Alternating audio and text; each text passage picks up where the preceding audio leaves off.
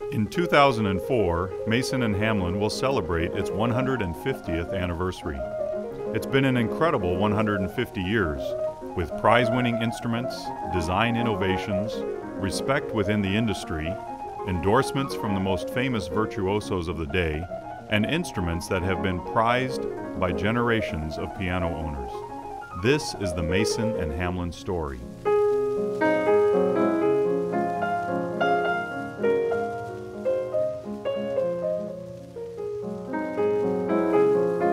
In 1854, two brilliant idealists, Henry Mason and Emmons Hamlin, founded the Mason and Hamlin Organ Company in Boston, Massachusetts.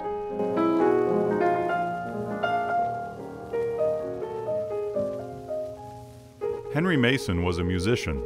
He was a pianist and a member of a renowned musical family. His brother William was one of America's foremost classical pianists and composers.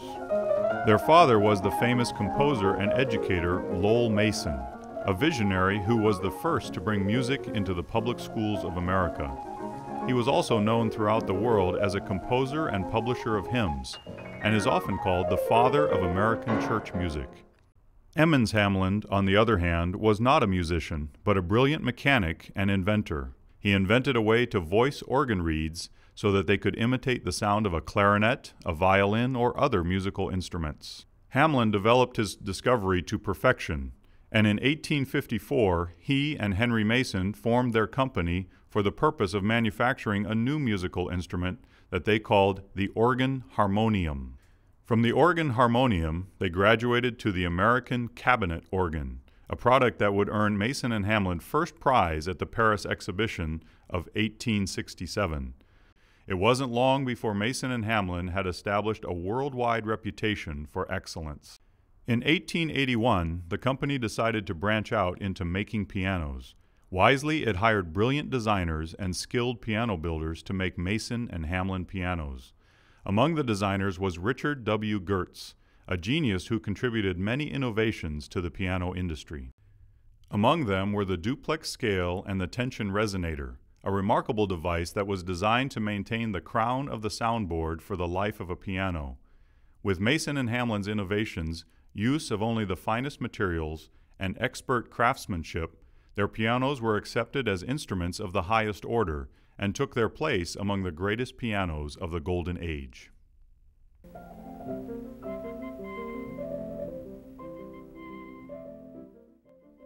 By the turn of the century, the Golden Age of the piano was in full force, and the most famous concert artists of the day aligned themselves with piano manufacturers. Mason and Hamlin was at the forefront, and the great virtuosos performed regularly on Mason and Hamlin pianos. In 1909, Etude magazine reported on Mason and Hamlin artist Harold Bauer, the only piano virtuoso who was originally a concert violinist. Bauer made his debut at the age of 10. After many years of touring as a violinist, he went to Paris and studied piano for a year with the great Paderewski. Although Bauer maintained his interest in the violin, he had such great technical ability as a pianist and such a remarkable gift for interpretation on the piano that it became his instrument. The brand of piano he preferred was Mason and Hamlin. The Mason and Hamlin pianos, he wrote, represent the most perfect example of a piano maker's art. They are the most supremely beautiful instruments that I know.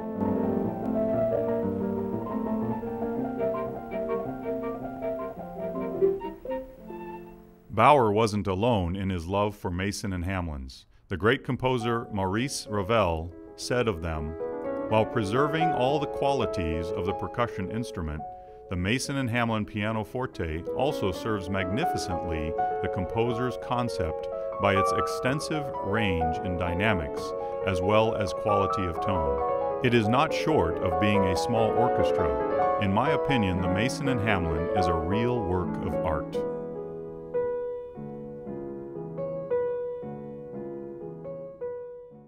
The noted Chopin specialist Alexander Berlovsky testified, "As the piano is supreme among musical instruments, so I think the Mason and Hamlin is supreme among pianos."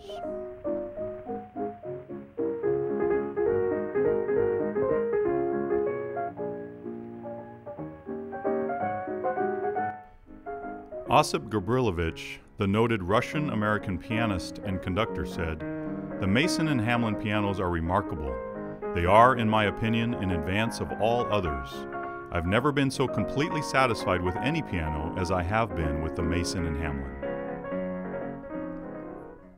Great pianists weren't the only artists endorsing Mason and Hamlin pianos. Many of the opera world's greatest stars spoke on their behalf. Anna Case was an American-born singer who debuted with the Metropolitan Opera at the age of 20 and sang her first solo role 6 months later. Case was, in fact, the first American singer at the Met who had no European training or international reputation. She was a brilliant star there and remained at the Opera House from 1909 until 1920. During her incredible career, she endorsed the Mason and Hamlin piano.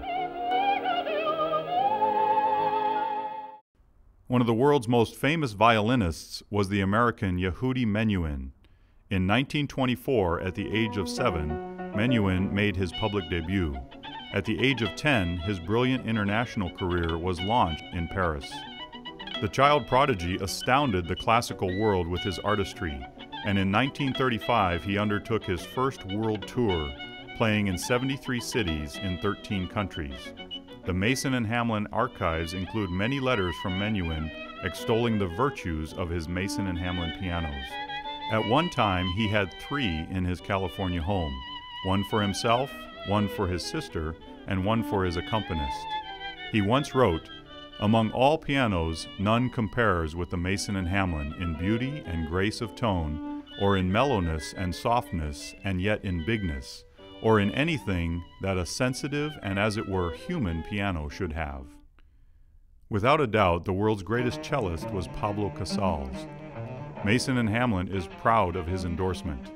"I am convinced of the superiority of your instruments in their purely musical quality of tone, their artistic appeal, and in short, qualities that the true musicians seek in any musical instrument." Casals' longtime collaborator was violinist Jacques Thibault, who said of Mason and Hamlin, "I know of no others of such beautiful sonority. The qualities of Mason and Hamlin pianos are those of my dear Stradivarius."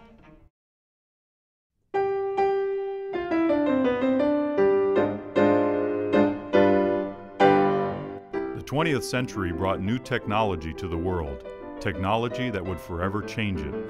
Inventions like the phonograph, radio, and motion pictures had a profound effect on our culture.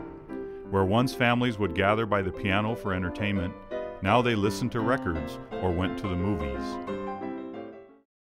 In 1929, the stock market crash brought on the Great Depression, an era when things like pianos became luxury items that were out of reach for most Americans.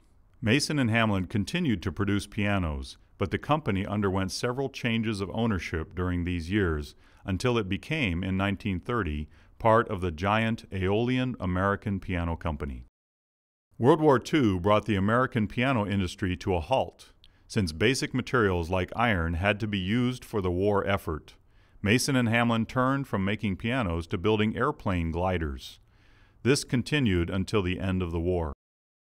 From 1945 to 1982, Mason and Hamlin pianos were made in the Aeolian American plant in East Rochester, New York. Paul Monachino, Mason and Hamlin's official historian and production consultant, started working in the factory right after the war. He remembers, "I started with the Mason Hamlin Company in 1946, directly out of service. At the ripe old age of 22, I decided I wanted to work at a factory in East Rochester, New York, where the Mason Hamlin was made. I lived 3 blocks from it. I knew about this factory all these years. Now, when I went into the factory, I was flabbergasted to see how many parts, the machinery that they had. The lumberyard was so full. As a kid, I used to see it on the outside of the fence, but to walk inside the plant and see these people, and they were real craftsmen.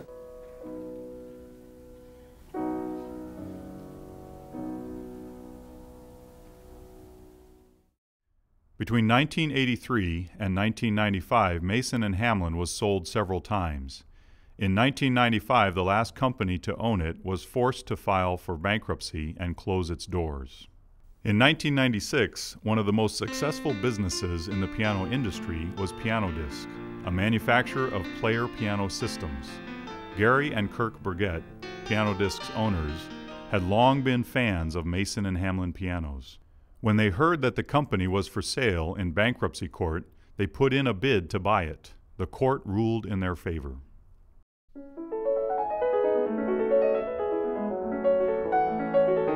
From the beginning, the Burgetts were committed to recreating those golden age Mason and Hamlins, and using many original company designs and features, including the tension resonator, and following time-honored piano building techniques, they began making their own Mason and Hamlin pianos. Word soon got out that the new Mason and Hamlins had more in common with the old ones than just their name. In his book, The Piano, author John Paul Williams wrote, "Under new and committed ownership, every part of the company has been revitalized, and the new Mason and Hamlin pianos are near perfect reproductions of the very best early 20th century models. In a few short years, Mason and Hamlin pianos have returned to the concert stage, to music schools, recording studios, conservatories, and have even appeared on television."